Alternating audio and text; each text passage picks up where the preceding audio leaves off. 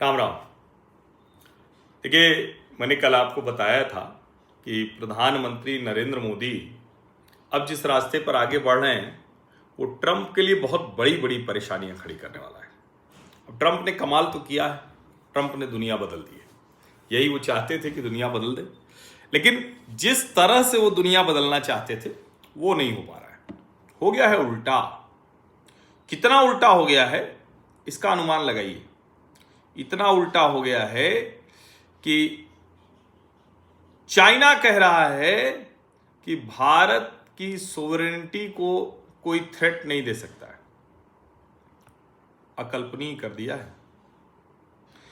ये कोई सोच सकता था कि भारत की सोवरेनिटी के लिए वो चाइना चिंता करेगा? लेकिन ट्रंप ने अपनी ऊल जलूल ऊट पटांग हरकतों से दुनिया को वहां लाकर खड़ा कर दिया। अब मैंने कहा था ना कि नरेंद्र मोदी तो नरेंद्र मोदी हैं। वो तो रणनीति बनाते हैं, उस पर काम करते हैं और किसी भी स्थिति में उस रणनीति को सफलता मिले उसके लिए पूरी तरह से लग जाते हैं। अब डोनाल्ड ट्रंप से वो चाह रहे थे, दोस्त बताया, साथ रहे, हाउडी मोदी नमस्ते ट्रंप हुआ। बहुत उन्होंने एक तरह से कहें तो रिस्क लिया था, जोखिम लिया था। लेकिन नरेंद्र मोदी जोखिम लेते हैं। अब जोखिम लिया, लेकिन ट्रंप को बात नहीं समझ में आई। सबसे लड़ते लड़ते मोदी से भी लड़ बैठे और इस लड़ाई में ट्रंप दुनिया भर से लड़ रहे हैं। और मैं इसीलिए कहता हूं, जब कोई कहता है कि वो भारत को बेइज्जत कर रहे हैं, अपमानित कर रहे हैं, वो बेइज्जत हो रहे हैं क्योंकि वो तो सबको बेइज्जत कर रहे हैं ना। अगर कोई आदमी मानसिक संतुलन खो बैठे और सबको ही गालियां देने लगे, अपमानित करने लगे, तो लोगों का अपमान नहीं होता है, वो उसी व्यक्ति का अपमान होता है जो वो कर रहा है। और सिर्फ ट्रंप वही कर रहा है। उन्होंने ब्राजील के राष्ट्रपति लूला से कहा कि मुझसे बात करो। लूला ने कहा बात ही करनी होगी तो मैं नरेंद्र मोदी और शी जिनपिंग से करूंगा। अभी आपको पता ही है कि हमारे राष्ट्रीय सुरक्षा सलाहकार अजीत डोभाल वो मॉस्को में, कई डील हुई, कल मैंने आपको सारी डील बता दी। अभी नरेंद्र मोदी एससीओ समिट में जाने वाले हैं, चीन के साथ रिश्ता दिख रहा है। अमेरिकी जो इकोनॉमिस्ट हैं, अमेरिकी जो सेनेटर हैं, अमेरिकी जो कांग्रेसमैन हैं, वो लगातार कह रहे हैं कि डोनाल्ड ट्रंप तो हमारा देश बर्बाद कर देना चाहते हैं।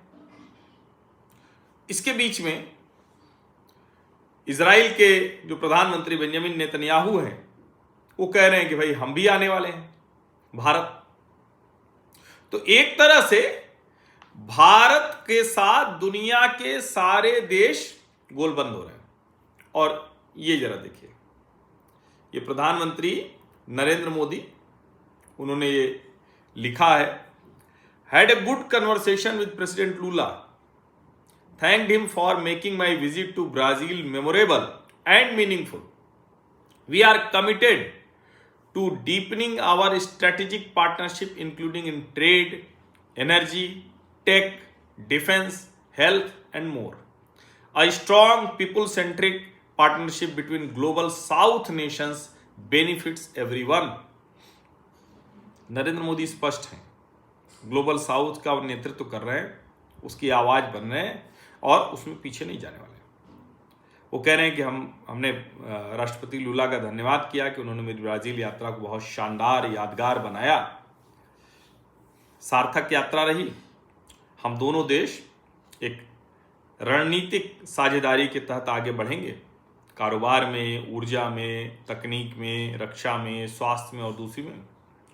और ग्लोबल साउथ के बीच का अच्छा रिश्ता वो सब के लिए है, सबके लिए बेनिफिट वाला है, लाभ वाला है। तो सबके लिए तो है, लेकिन राहुल गांधी जी के लिए तो नहीं है। और प्रेसिडेंट लूला की पोस्ट को कोट करते हुए ये इंडिया इन ब्राजील, ये उसकी तरफ से इसको डाला गया है। क्या है, इसको मैं पढ़ देता हूं। I called the Prime Minister of India Narendra Modi today. In the conversation which lasted about an hour, we record the important outcomes of the state visit that Prime Minister Modi made to Brazil on July 8। वो कह रहे हैं बड़ी शानदार बातचीत हुई, आधे घंटे के करीब बातचीत हुई। हमने बहुत से मुद्दों पर बातचीत की जो परिणाम आ रहे हैं अच्छे, और विशेष करके जो प्रधानमंत्री नरेंद्र मोदी की ब्राजील की यात्रा थी जुलाई 8। We discussed the international economic scenario and imposition of unilateral tariff. भाई साहब, ये तो मामला वहां चला गया है जहां ट्रंप ने कल्पना भी नहीं की होगी। चला गया मामला वहां। We discussed the international economic scenario with the and the imposition of unilateral tariffs. Brazil and India are so far the two most affected countries. करेंगे, हमने बातचीत की। जो यूनिलैटरल टैरिफ लगा दिया है, एक पक्षी एक तरफा, ब्राजील और भारत अभी तक इससे सबसे अधिक प्रभावित हैं। We reaffirm the importance of defending multilateralism and the need to address the challenges of the current situation. हमने आपस में बातचीत की, अलग अलग जो तरीके हैं उसको हम निकालेंगे और हम तो बचाव करेंगे। यूनिलैटरल तो कुछ हो नहीं सकता है, मल्टीलैटरल होना चाहिए, सबकी उसमें सहमति होनी चाहिए। ये उन्होंने कहा है, उसको बचाने के लिए हम करेंगे। As well as to explore possibilities for greater integration between the two countries. आपस में हम एक दूसरे के साथ भी कैसे और बेहतर कारोबार हो सकता है उसकी भी बात करेंगे। In this context, we confirm the holding of a state visit from Brazil to India early next year. इसी में हमने तय किया कि हम भारत जाएंगे अगले साल। As a preparatory step for the visit, we agreed that Vice President Geraldo Alckmin will travel to India next October on the occasion of the Trade Monitoring Mechanism meeting. इसी अक्टूबर में लूला के जो उपराष्ट्रपति हैं वो आएंगे। The delegation will include Brazilian ministers and business people to discuss cooperation in the areas of trade, defense, energy, critical mineral, health and digital inclusion.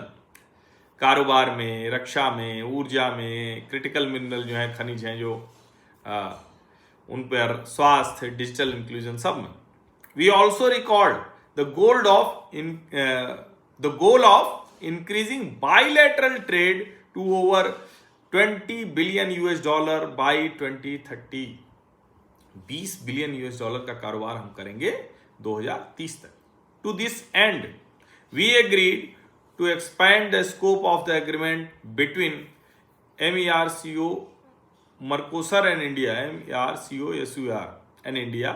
We exchanged information about the virtual payment platforms of our two countries, including PIX and India's UPI. We also talked about the successes of the BRICS summit in Brazil and working together for the transition to the next presidency of the bloc, which will be led by India. बहुत साफ साफ दिख रहा है दुनिया में क्या हो रहा है। अब अगर ये बात ट्रंप को नहीं समझ में आ रही है तो फिर क्या ही किया जा सकता है। ट्रंप से सवाल हुआ, व्हाइट हाउस में ट्रंप से सवाल हुआ। ट्रंप से पूछा गया कि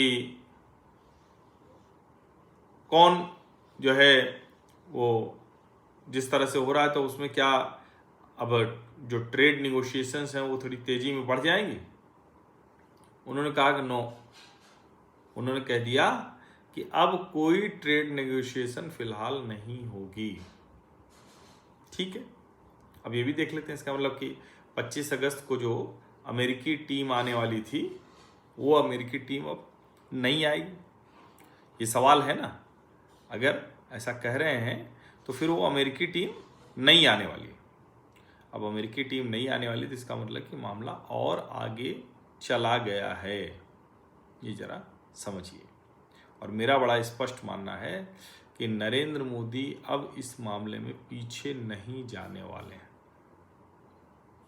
समझिए, पीछे नहीं जाने वाले हैं। अगर आपको लगता है कि पीछे चले जाएंगे तो ये नहीं होने वाला है। और फिर से मैं कह रहा हूं, इजराइल के प्रधानमंत्री आ रहे हैं, ब्राज़ील के राष्ट्रपति आ रहे हैं, रशिया के राष्ट्रपति पुतिन आ रहे हैं, नरेंद्र मोदी SCO समिट में जा रहे हैं। यानी कुल मिलाकर जो चाह रहे थे ट्रंप, उसका उल्टा होता हुआ दिख रहा है। और अब कोई सुनने वाला नहीं है, क्योंकि उनसे सवाल साफ साफ पूछा गया कि भारत के टैरिफ के संबंध में क्या आप 50% टैरिफ की घोषणा के बाद व्यापार वार्ता में वृद्धि की उम्मीद करते हैं। उसके जवाब में डोनाल्ड ट्रंप ने कहा, नहीं, जब तक हम इसे हल नहीं कर लेते तब तक नहीं। तो भाई ठीक है, हल होगा कैसे, हल कर लो। और अब तो दुनिया को साफ साफ दिख रहा है कि जो करना चाह रहा था, जो अमेरिका करना चाह रहा था, उसका उल्टा होता हुआ दिख रहा है। समझिए इसको, उसका बहुत बुरी तरह से उल्टा होता हुआ दिख रहा है। डोनाल्ड ट्रंप के लिए मुश्किलें बढ़ रही हैं।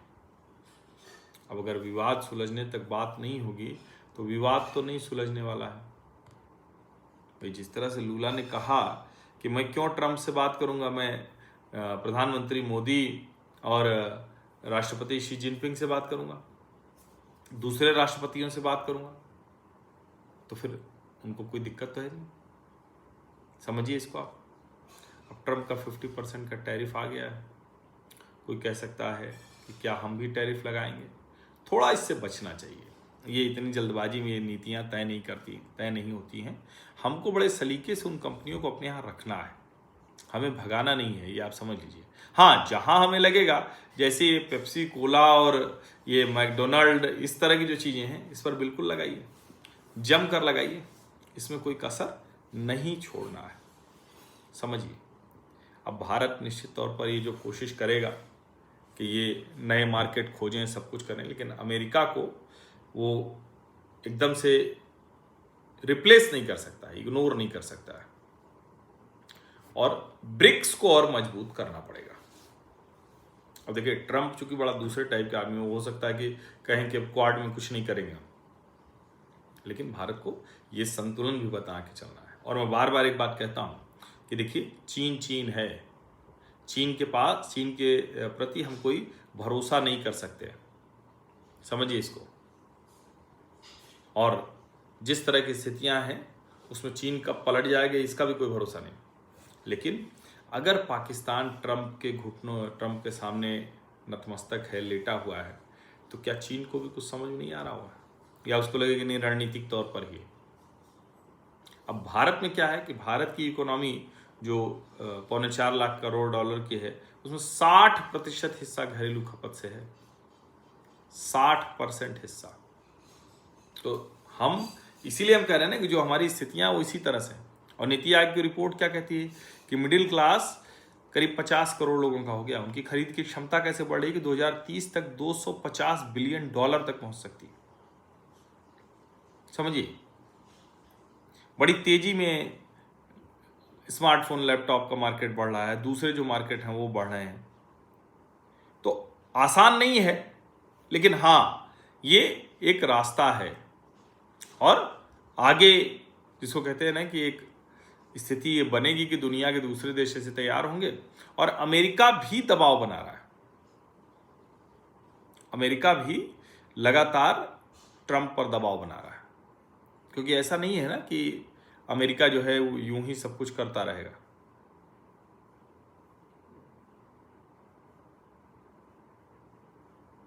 अच्छा, ये देखिए, एग्जैक्ट कमेंट आ गया, मैं वो पढ़ता हूं।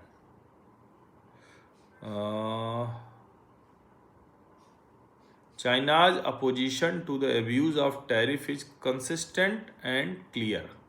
वो उसी सवाल के जवाब में पूछा था, तो उस पर उन्होंने बताया है। Xinhua news agency, former president of Romania, अच्छा नहीं, वो दूसरा है। ये एग्जैक्ट कहाँ है, रुकिए मैं, अच्छा ठीक है, यही है। वो जो स्पोक्स पर्सन है वो, कि China's opposition to the abuse of tariff is consistent and clear. तो ऐसा नहीं है, ये अमेरिका के लिए स्थितियां बहुत खराब हो रही हैं, बहुत गड़बड़ हो रही हैं। अब ये देखने वाली बात होगी कि कैसे हम इस स्थिति से निपट कर आते हैं। और जो बार बार ये नरेंद्र मोदी कह रहे हैं कि भैया आत्मनिर्भर बनना पड़ेगा, आत्मनिर्भर होना पड़ेगा, इसके अलावा कोई और रास्ता नहीं है। तो कोई और रास्ता होता दिख भी नहीं रहा है। आप सभी का बहुत बहुत धन्यवाद। सब्सक्राइब अवश्य कर लीजिए, नोटिफिकेशन वाली घंटी दबा दीजिए, लाइक का बटन दबा दीजिए, अधिक से अधिक लोगों तक इस वीडियो को पहुंचा दीजिए। धन्यवाद।